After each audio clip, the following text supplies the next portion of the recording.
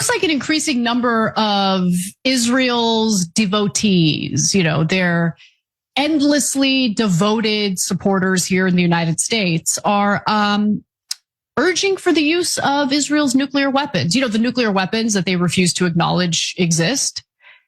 Israel's the only nuclear power that not only refuses to acknowledge their weapons, they're not part of the Non-Proliferation Treaty, and on top of it, they go around bullying other countries on their nuclear programs. Now, with that in mind, one of the arguments that I just heard on Piers Morgan's show today was, well, what's the big deal? Iran is dangerous. They shouldn't have nuclear weapons. And Israel's never threatened to use their nukes, except they have. They have.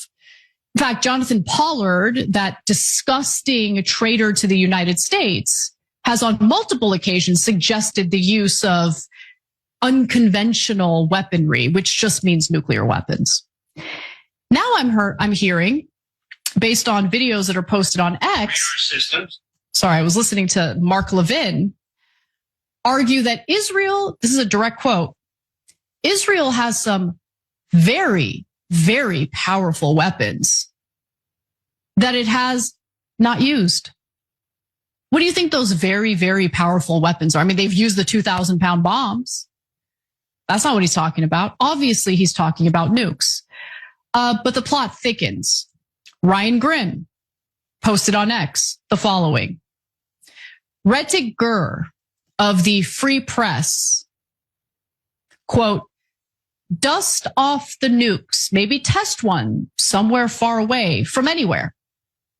Quadruple the interceptor production lines, double the size of the Mossad and the Air Force. And no, don't let Hezbollah breathe. Not for a second. It's the 1960s again, and Israel will have to defeat a couple more enemies before it can once again eke out a few decades of peace. The Israelis are the terrorists. This Retik Gur is a terrorist. Mark Levin and Retik Gur are advocating for carrying out atrocities that will lead to mass casualties of innocent civilians. But hey, they're not the precious Zionist Israelis, so who cares, right?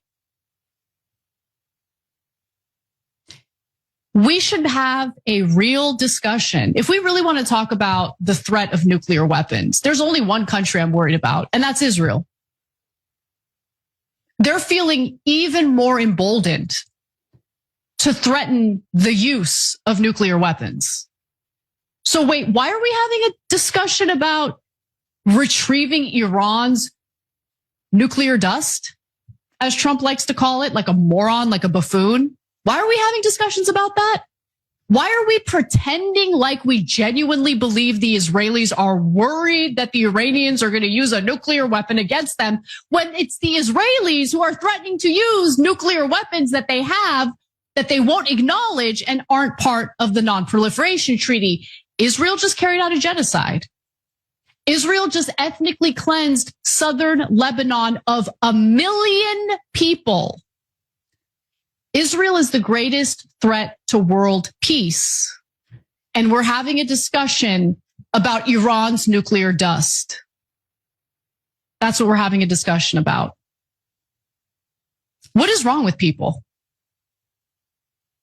Like, if you're a Zionist and you love it, okay, at least I get it. You don't see anyone else as human, right? Just your little in-group, and everyone else is free for slaughter, open for slaughter. Who cares? Who cares? Little children, 5-year-olds trapped in cars of their dead relatives. Who cares?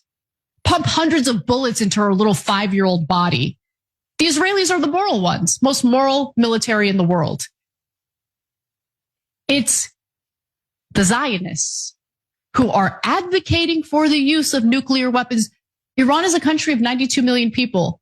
You think I'd put it past them to willy-nilly slaughter tens of millions of innocent people? Which, by the way, we were supposed to believe that they wanted to liberate. They wanted to liberate. Where's Elika Laban? You want to use a nuke? Your precious Israelis want to use a nuke. against your homeland, against the Iranian people? Where are you at? Hopefully washing your hair. Goldie Gamari, where are you at? Do you want to use a nuke against Iran? These people are such disgusting thugs. I literally can't believe it. Just openly talking about using nukes. I strongly disagree with something the president said today. I heard him say one other time, too, which is if we hadn't attacked Iran, Israel would not exist. It would have been destroyed. That's simply not true. It's simply not true. For 12 days, Israel fought a year ago against the Iranian regime before we did. Destroyed its ground-to-air missiles, destroyed its Soviet and / Russian radar systems, destroyed much of its air force, destroyed much of any of its defenses. For 12 days. We went in on the 13th day with our great bombers and those bombs, and we hit those nuclear sites. But Israel has some very, very powerful weapons that it has not used. I don't know this firsthand. Just go online and read about it. It's a secret that's not so secretive. And they've had them for decades. Israel will survive. Period.